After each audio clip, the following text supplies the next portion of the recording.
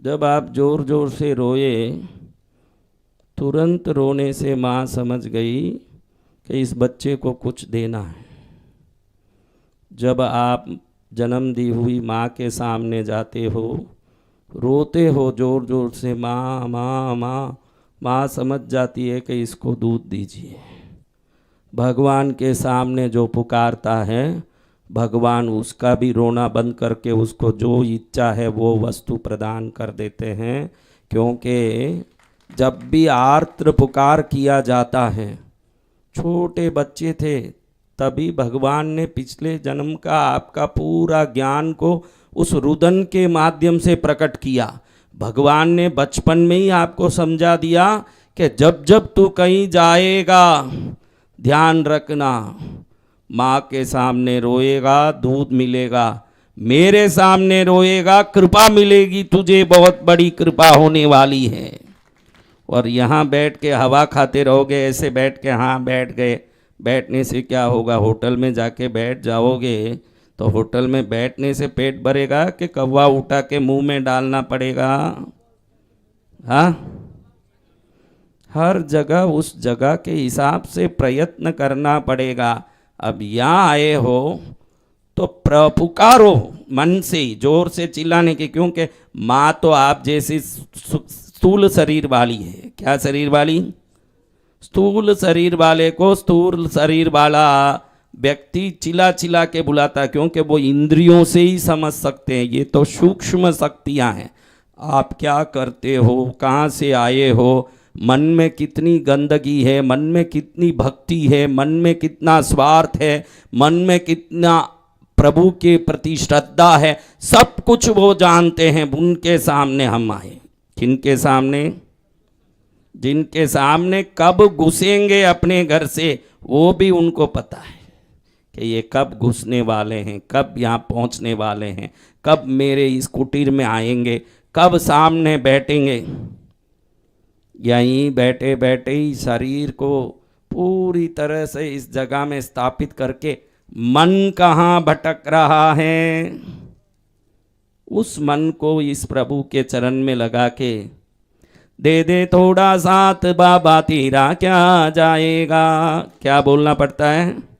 दे दे थोड़ा साथ प्रभु तेरा क्या घट जाएगा। क्या घट जाएगा? प्रभु तू तो अनंत है। क्या है? अनंत में से कितना निकालो तो कम पड़ जाए? अनंत का अर्थ अंग्रेजी में इन्फिनिटी है। क्या है? इन्फिनिटी। यानी हमारे पंडित जी अंत में पूर्णाहुति में कहते हैं पूर्णात् पूर्णम उदच्यते। क्या कहते हैं? पूर्ण से कितना भी निकाल लो, पूर्ण जितना ही निकाल लो जितना है, तो भी पूर्ण ही बचता है। इसलिए ये देवता देते रहते हैं। आपको एक अभी ये सोच ही नहीं आया होगा, आपको एक सोचने के लिए मैं थोड़ा सा आपको मजबूर करता हूं कि आपके पास 12 आपिल है भाई, 10 आपिल आपने दे दिया तो भी 12 ही रहेगा। कितना रहेगा?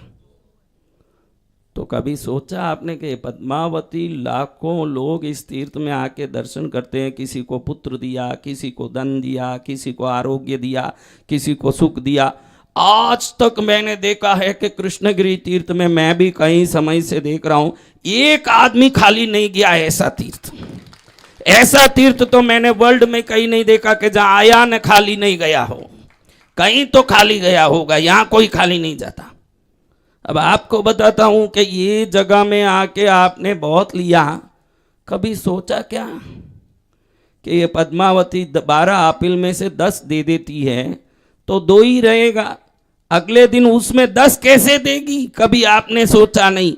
ये वो सूर्य की तरह है जो युगों युगों से प्रकाश दे के भी आज तक रोशनी खाली नहीं हुई, वो अनंत है। कभी आपने सोचा नहीं होगा कि हम साधक इतने साधना करते हैं, ये पंडित जी इतनी पूजा करते हैं, अगर वो देने से घटने वाली शक्तियां होती तो युगों युगों से क्या रावण को सोने की लंका दे दी, किसको क्या दे दिया, किसको क्या उठा के दे दिया। अरे बड़ी दया आ गई, अंधकासुर जैसे राक्षस को प्रभु शंकर ने ऐसी शक्ति दे दी, इंद्र पदवी से लेके ब्रह्मा विष्णु को साड़ी पहना दी। ऐसी शक्ति दी। ब्रह्मा विष्णु साड़ी पहन के घूमने लगे, अंधकासुर को ऐसे बल दिया शंकर ने। तो शंकर का बल घटा क्या? ये पूर्णात पूर्णम उदच्यते है। पूर्ण से कितना भी निकालोगे तो पूर्ण ही बचेगा, वो पूर्ण ही रहेगा, कभी अपूर्ण होने वाला नहीं है। ये कभी सोचा नहीं होगा कि पद्मावती कृष्णगिरी में आके हम माता जी ये दे दो, माता जी वो दे दो। अगर आप जैसे होते न इतना दे देते तो कभी के कंगाल कंगाल नहीं हो जाते। उल्टा ये देते देते और प्रखंड बनती जाती है, और प्रखर बनती जाती है, और सर्वशक्तिशाली बनती जाती है। तो इस जगहों में आने का प्रयोजन, कई कई गांव से लोग आ जाते हैं, मूर्ख है जिनको कुछ समझ नहीं है। यहाँ एक ही कर्म करने जैसा है। हजाम के दुकान में 2 मिनट के लिए भी ध्यान भटक गया तो क्या होगा? नहीं हजाम जी आप कुछ भी करना, हजामत करना, लेकिन 1-2 मिनट के लिए मेरा मुंह इधर उधर टेढ़ा हो जाएगा थोड़ा, क्या होगा? हाँ, चाकू के चीरे लग जाएंगे मुंह में, शायद कट भी सकता है। और भी दाढ़ी करते समय थोड़ा इधर उधर हो गया, गले का नस कट गया, क्या होगा?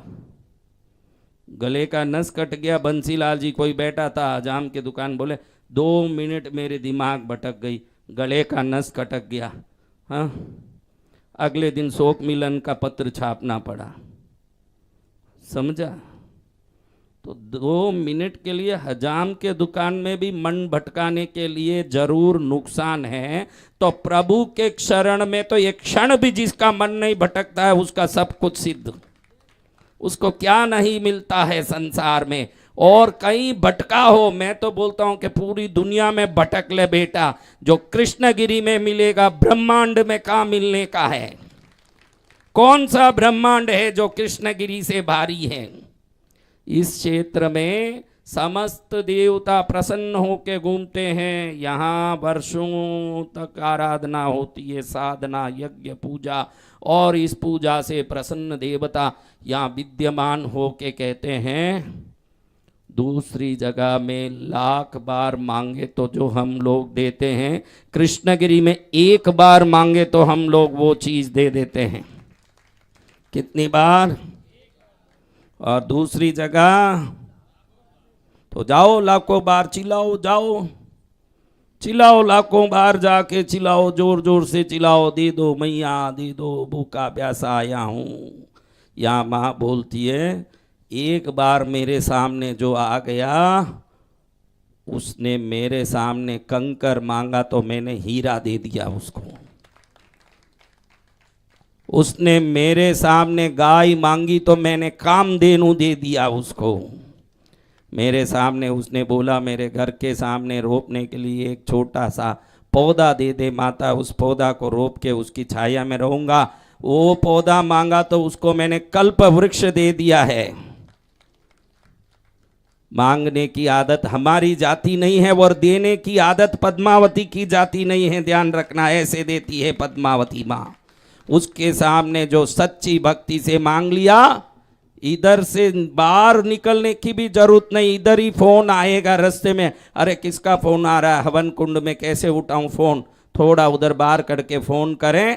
इसी नवरात्रि का अनुभव है। भक्त ने बोला कि 40 लाख रुपया 12 वर्ष से नहीं आ रहा था और देने का कोई ठिकाना नहीं था, और इस कुंड से यहाँ बाहर नहीं निकला। सामने से फोन करके बोलता गलती हो गई, बहुत दिन हो गया, आपका पैसा आप लेके जाइए, आपका हिसाब चुका के मेरा काम निपटना। इसी नवरात्रि का अनुभव है कि मुझे आपका 40 लाख देना। ये कलयुग में कोई सामने से दे रहा है?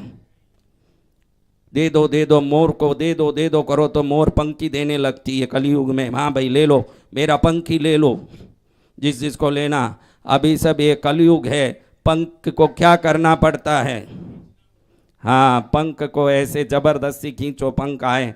इस कलयुग में भी अगर मोर पंख खुद देखना है, खुद देते देखना है, तो कृष्णगिरी में देख सकते हो कि मोर खुद पंख दे रहा है।